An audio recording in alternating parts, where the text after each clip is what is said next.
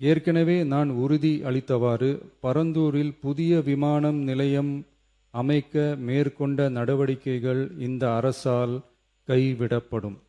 August 24 இன்று ஏகனாபுரத்துக்கு கிடைத்த விடுதலை நாள். ஏகனாபுரம் மற்றும் பரந்தூர் வட்டார விவசாய பெருங்குடி மக்களுக்கு கிடைத்த ஒரு சுதந்திர நாள்.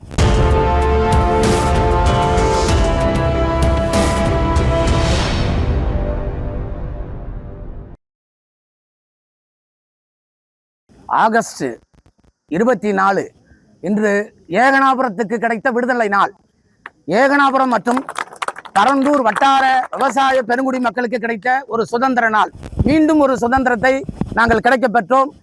தமிழகத்தினுடைய முதல்வர் தமிழக மக்களின் மனங்களில் வாழக்கூடிய அமோக பெரும்பான்மை பெற்று மக்களின் ஏகோபித்த ஆதரவோடு முதல்வராக பதவியேற்று எங்களுக்கு விடுதலை வாங்கி தந்திருக்கிறார்.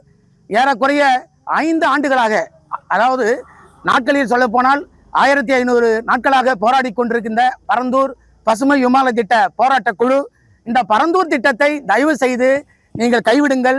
இந்த திட்டத்தை மாற்று இடத்திற்கு நீங்கள் எங்கேயாவது கொண்டு செல்லுங்கள், மாற்று இடத்தை தேர்வு செய்து நீங்கள் மாற்றிக்கொள்ளுங்கள் என்று பல்வேறு வகையான போராட்டங்களை நாங்கள் நடத்தி கொண்டிருந்த வேளையில் இதற்கு முன்னால் இருந்த மாநில அரசு அதை கண்டுகொள்ளாமல் மக்களை எதேச்சகர அடிப்படையிலே எங்களை மிகவும் மிகவும் போராட்ட களத்திலே எங்களை மிகவும் துன்புறுத்தினார்கள். பல்வேறு வகையிலே பல்வேறு போராட்டங்களை நாங்கள் நடத்தினோம். அத்தனை போராட்டங்களுக்கும் ஒரு விடிவெள்ளையாக எங்கள் கிராம தேவதை எல்லையம்மன் மற்றும் கொல்லமட்டம்மனுடைய அருளால் எங்கள் தமிழக முதல்வராக பதவியேற்கக்கூடிய தமிழகத்தினுடைய தளபதி, தமிழக வெற்றி கழகத்தினுடைய தலைவர் முதல்வர் அவர்கள் இன்று ஒரு மகத்தான ஒரு அறிவிப்பை இன்னைக்கு சட்டசபையில் 110 விதியின் கீழ் அறிவித்திருக்கிறார். ஏற்கனவே நான் உறுதி அளித்தவாறு பரந்தூரில் புதிய விமான நிலையம் அமைக்க மேற்கொண்ட நடவடிக்கைகள் இந்த அரசால் கைவிடப்படும்.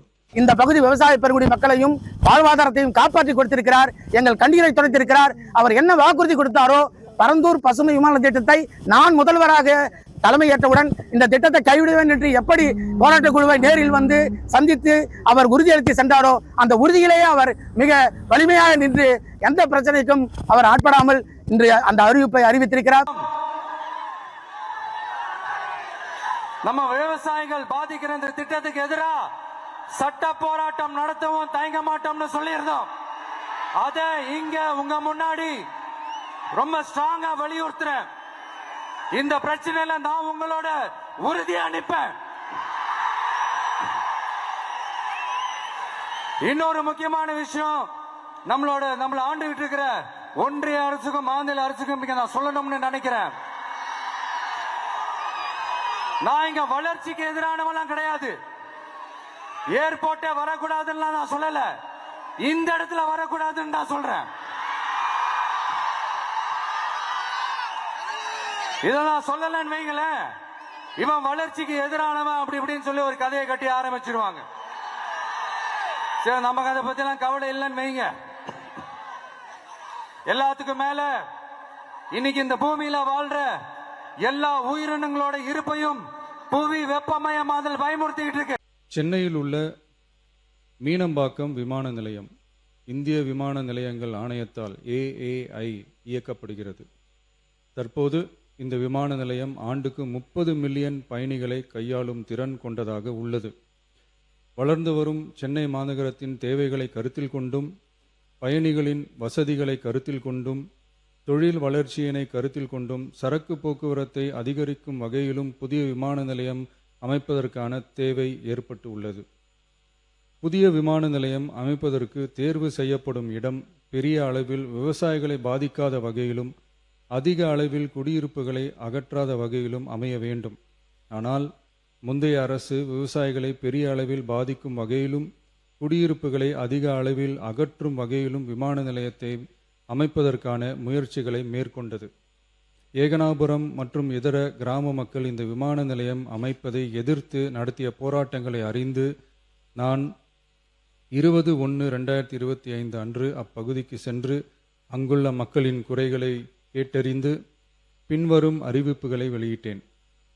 சென்னை பரந்தூர் மற்றும் அதனை சுற்றியுள்ள 12 கிராமங்களில் அமைய இருக்கும் விமான நிலையத்தை எதிர்த்து போராடும் மக்களுடன் நான் உறுதியாக நிற்கிறேன்.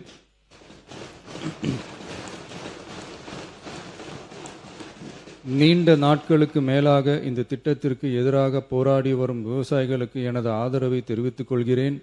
விவசாயிகளே நாட்டின் முதுகெலும்பு. இந்த விவசாய நிலங்களை பாதுகாக்க இந்த மக்கள் போராடி வருகிறார்கள். விக்கிரவாண்டியில் அக்டோபர் 2024 நடந்த பொதுக்கூட்டத்திலேயே பரந்தூரில் புதிய விமான நிலையம் அமைப்பதற்கு எதிர்ப்பு தெரிவித்திருக்கிறேன். தொழில் வளர்ச்சி மற்றும் அதற்கான விமான நிலையங்களின் பங்கு பற்றி நான் நன்கு அறிவேன்.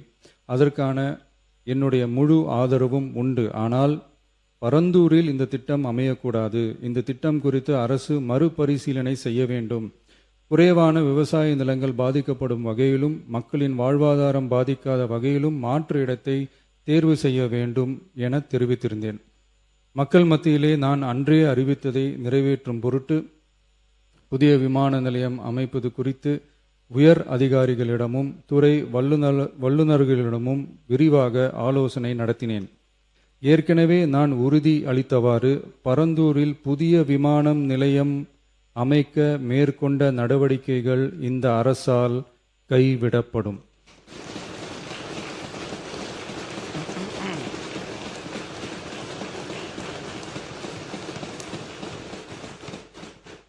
துறை சார்ந்த வல்லுநர்கள் மற்றும் கல்வியாளர்கள் ஆகியோர்களிடம் கலந்தாலோசித்து விவசாய நிலங்கள் மற்றும் குடியிருப்புகளுக்கு பெரிய அளவில் பாதிப்பு ஏற்படாதவாறு புதிய விமான நிலையம் அமைப்பதற்கான பொருத்தமான சில மாற்று இடங்கள் தேர்வு செய்யப்பட்டுள்ளன. அவ்விடங்களில் தொழில்நுட்ப ரீதியான சாத்தியக்கூறுகளை சம்பந்தப்பட்ட துறைகள் மூலம் விரிவான ஆய்வு மேற்கொண்டு புதிய விமான நிலையத்திற்கான இடம் விரைவில் இறுதி செய்யப்படும். இதற்கிடையில் சென்னை மீனம்பாக்கம் விமான நிலையத்தை மேலும் விரிவாக்கம் செய்து அதன் வடமேற்கு பகுதியில் ஆண்டுக்கு கூடுதலாக 20 மில்லியன் பயணிகளை கையாளக்கூடிய டெர்மினல் 5 என்ற புதிய பயணிகள் முனையம் அமைக்க ஏர்போர்ட்ஸ் அத்தாரிட்டி ஆஃப் இந்தியாவுடன் இணைந்து அணுகுசாலை மற்றும் மேம்பாலம் அமைப்பதற்கான நடவடிக்கைகள் மேற்கொள்ளப்படும். சென்னை மீனம்பாக்கம் விமான நிலையத்தில் தற்போது நடைபெற்று வரும் டெர்மினல் 3 பயணிகள் முனையம் கட்டுமான பணிகள் முடிவுற்ற பின் ஆண்டுக்கு 35 மில்லியன் பயணிகளை கையாளக்கூடியதாக இருக்கும். மேலும் புதிய டெர்மினல் 5 பயணிகள் முனையம் செயலாக்கத்திற்கு பிறகு ஆண்டுக்கு மொத்தம் 55 மில்லியன் பயணிகளை கையாளக்கூடியதாக இவ்விமான நிலையம் இருக்கும். இதன் மூலம் சென்னை விமான நிலையத்தின் சேவைகள் மேம்படுத்தப்படுவதோடு பயணிகளின் போக்குவரத்து தேவை புதிய விமான நிலையம் அமைக்கப்படும் வரை பூர்த்தி செய்யப்படும். பரந்தூர் பசுமை விமான திட்டம் கைவிடப்படுகிறது என்று அவர் கைவிடப்படுகிறது என்ற அந்த அறிவிப்பில் மக்கள் எல்லாம் மனக்குமுறல்கள் நீங்கி கண்ணீர் விட்டிருந்த அந்த துயரம் நீங்கி நீங்கள் அனைவரும் கிராமமே நீங்கி புத்துணர்ச்சியாக புத்துணர்வாக இந்த கொண்டாட்டத்தை நாங்கள் கொண்டாடி கொண்டிருக்கிறோம்.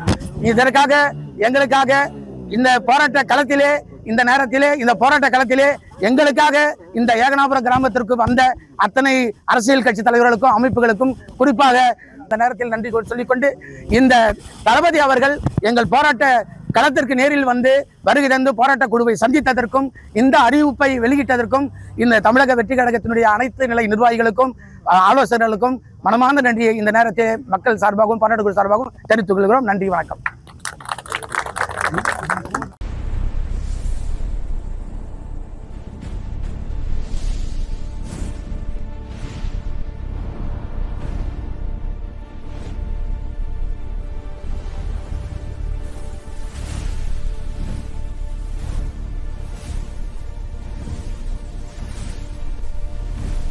From politics to spirituality, from cinema to crime, one network connects the Tamil world.